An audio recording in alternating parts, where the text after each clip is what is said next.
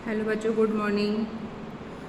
Account में हम लोग प्रॉफिट शेयरिंग रेशो के क्वेश्चंस कर रहे थे और वो मैंने आपको करा दिए हैं। अब इसके आगे आपको उसी चैप्टर में आगे का आज हम भाग पढ़ेंगे। आज मैं आपको ख्याति का लेखा करना सिखाऊंगी। जैसे कि अभी हमने समझा था कि जो पार्टनर्स अपने रेशियो चेंज कर लेते हैं तो उस कंडीशन में किसी को लाभ होता है तो किसी को हानि, है ना। अब उसी के आगे हमको इस चैप्टर में क्या पढ़ना है वो आज इस वीडियो में आप समझेंगे। आज मैं आपको ख्याति का लेखा या ख्याति का समायोजन करना सिखाऊंगी। ये एंट्री के बेसिस पे सवाल है, ये आपको करना है। उससे पहले आप लोग क्या करोगे, इसका थोड़ा रूल समझ लीजिए, मेथड समझ लीजिए। ख्याति का लेखा करना, ख्याति का लेखा करने के लिए एक नियम से है। ख्याति का लेखा करने के संबंध में चार्टर्ड अकाउंटेंट ऑफ इंडिया द्वारा निम्नलिखित 3 नवीन निर्देश किए गए जिसका पालन करना अनिवार्य, मतलब रूल्स है एक तरीके से।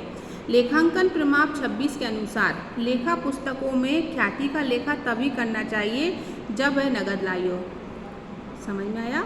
इसमें क्या बताया गया है कि ख्याति की एंट्री हम कब करेंगे अकाउंटिंग में, जब किसी पार्टनर द्वारा जब वो व्यवसाय में प्रवेश करता है तो व्यवसाय में प्रवेश करते समय वो अपने ख्याति के रूप में नगद राशि लेके आए।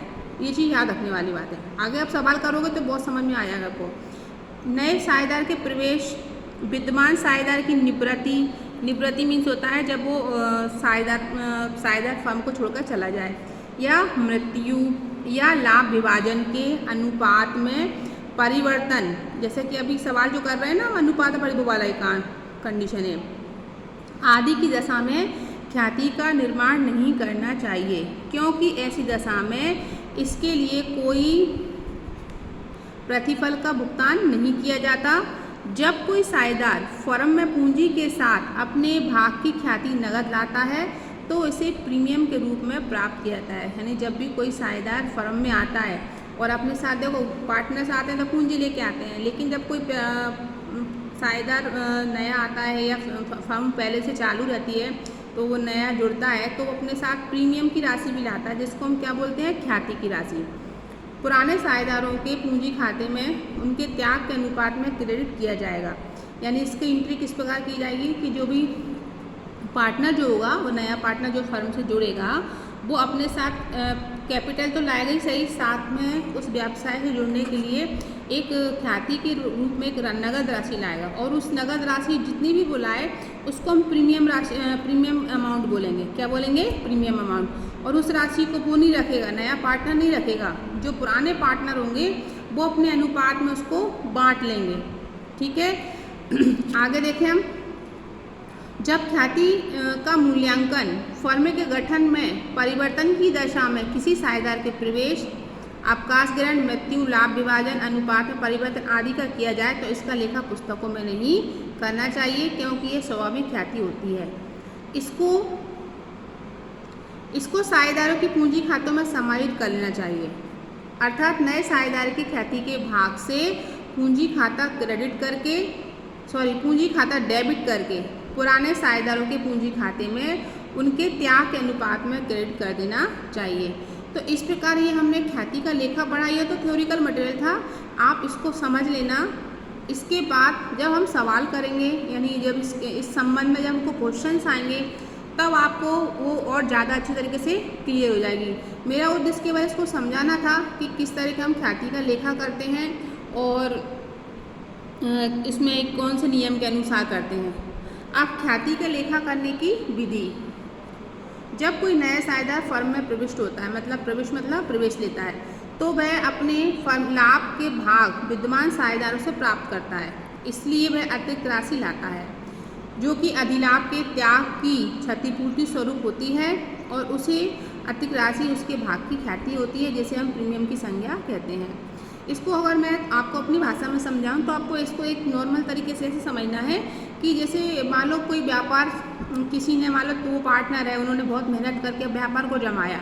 अब वो व्यापार प्रॉफिट कमाने की स्थिति में आ गया, मतलब दोनों पार्टनर अच्छे से व्यापार कर रहे हैं। अब कोई नया पार्टनर उस व्यापार से जुड़ना चाहता है, तो जो दोनों पार्टनर ने जो मेहनत करी थी वो उस अपनी मेहनत का जो हिस्सा है वो ख्याति के रूप में लेते हैं। एक तरह से अगर हम अपनी नॉलेज में अगर बात करें अपनी भाषा में, तो एक तरह से कमीशन या कुछ भी ले सकते हैं, वो कमीशन के रूप में मान लो कि उन्होंने जितनी मेहनत से व्यापार जमाया और व्यापार इतना लाभ कमाने की स्थिति में आ गया है, तो उसकी मेहनत का हिस्सा वो प्रीमियम के रूप में ले लेते हैं, बस ये है, ठीक है ना। तो ये होता है ख्याति का, समझ में आया। तो क्या पार्टनर अपने साथ पूंजी तो लेके आ रहा है, पूंजी तो उसकी व्यापार में जुड़ जाएगी, लेकिन जो एक्स्ट्रा हिस्सा है यानी व्यापार से जुड़ने के लिए जो एक तरह से वो डोनेशन दे रहा है या कमीशन दे रहा है नया पार्टनर, वो व्यापार से जुड़ने के संबंध में ही राशि दे रहा है, तो उसको हम बोलते हैं ख्याति। और उस जो राशि को लेके आएगा उस राशि को वो नहीं रखेगा, कौन रखेगा, पुराने पार्टनर जो उस व्यवसाय में पहले से जुड़े हुए हैं। अब इस सवाल में हम यही तो करेंगे, जब कोई नया पार्टनर आएगा तो वो अपने साथ ख्याति की राशि लेके आएगा, तो उसकी राशि को उसके अनुपात में बांटेंगे। अगर कोई पार्टनर ख्याति की राशि लेके नहीं आता है तो अब क्या करेंगे, पुराने पार्टनर उसकी जो वो कैपिटल लेके आएगा उस कैपिटल में से जो ख्याति की राशि जो वो काउंट करेंगे उसको निकाल लेंगे। सपोज डेट मान लो कि एक पार्टनर है कोई सी, ठीक है, तो वो अपने पास नगद रुपये नहीं लाया ख्याति के, तो जो पुराने पार्टनर ने क्या करा, वो 40,000 रुपये पूंजी के लेके आया। मान लो 10,000 रुपये ख्याति निकलती है उसके नाम की, तो 10,000 रुपये 40,000 में से 10,000 वो माइनस कर लेंगे, उसके कैपिटल में से हटा देंगे, तो 10,000 रुपये दोनों पार्टनर ले लेंगे और उसकी कैपिटल कितनी रह जाएगी उस फॉर्म में, 30,000। तो ये सब की एंट्री करने के लिए अलग अलग रूल्स हैं, अलग अलग इसके मेथड हैं, मैं आपको सब समझाऊंगी एक एक करके। केवल आज हमारे को ये सब समझना था कि ख्याति का लेखा क्यों किया जाता है, किस लिए किया जाता है। अब एक क्वेश्चन हम करें, इससे मिलते जुलते आपको कई क्वेश्चंस मिलेंगे अलग अलग तरीके के, तो आप पहले एक क्वेश्चन को समझ लें, ज़्यादा प्रेशर माइंड पर ना लेने, केवल समझना है। जैसे कि अनीता, आशा और अमृता 3-2-1 के अनुपात में पार्टनर है, ठीक है, इसमें कोई नया पार्टनर नहीं आया, ये पुरानी है। 1 अप्रैल 2018 से उन्होंने तय किया कि उसका अनुपात, परस्पर अनुपात 2-3-1 रखा जाए, यानी रेशियो चेंज हो गया है ना। साझेदारी संलेख में ये व्यवस्था की कि क्रय के बराबर होगा, यानी व्यवस्था की है कि लाभ अनुपात में परिवर्तन की दिशा में ख्याति का मूल्यांकन पिछले 5 वर्षों के औसत लाभ के 3 वर्ष के क्रय के बराबर होगा।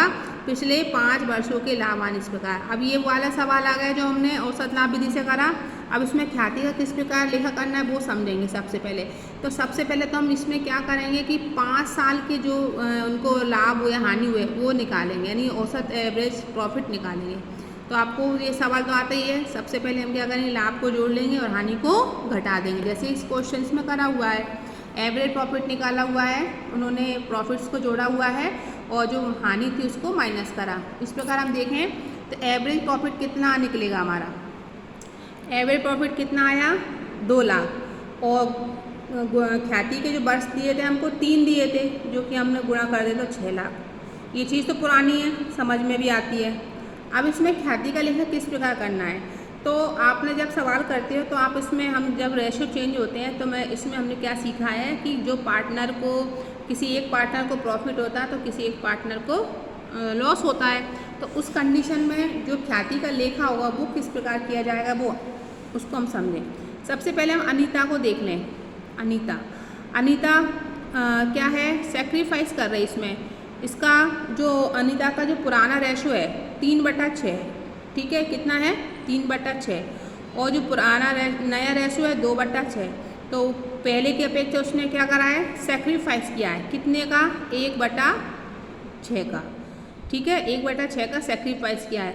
तो अगर हम देखें गुडविल कितनी आ रही है उसकी 6 लाख, मतलब पूरी फर्म की गुडविल कितनी आ रही है 6 लाख। तो वो क्या करेगा, अब ये चीज़ समझ में आई। अब 1 लाख कैसे आई ये देखो, इसको भी मैं समझाऊंगी। अब अनीता की बात हो गई हमारी, सेक्रीफाइस करा। अब इसमें एक पार्टनर और है आशा। आशा ने क्या करा है, आशा ने इसमें गेन करा हुआ है। आशा का नया रेशो 3/6 है और पुराना रेशो 2/6 है, यानी 1/6 उसको गेन हो रहा है, ठीक है। और अमृता को तो ना तो लॉस है ना प्रॉफिट, इसलिए अमृता का इसमें कोई रोल नहीं है।